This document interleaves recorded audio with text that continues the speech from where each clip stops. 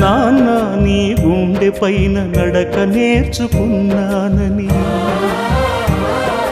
నీ చూపుడు వేలితో లోకాన్నే చూశానని, నాన్నను పూజిస్తే ఆది దేవుని కది అందునని, అమ్మకు బ్రహ్మకు మధ్యన నాన్నే ఒక నిచ్చెనని తెలియనైతి తండ్రి, ఎరుగనైతి నాన్న. నాన్నంటే నడిచే దేవాలయమని మరచితిని, ఆత్మజ్యోతి చేతుల ఆపివేసుకుంటిని. మరచిపోయి కూడా నన్ను మన్నించొద్దమ్మా, కలనైనా నన్ను కరుణి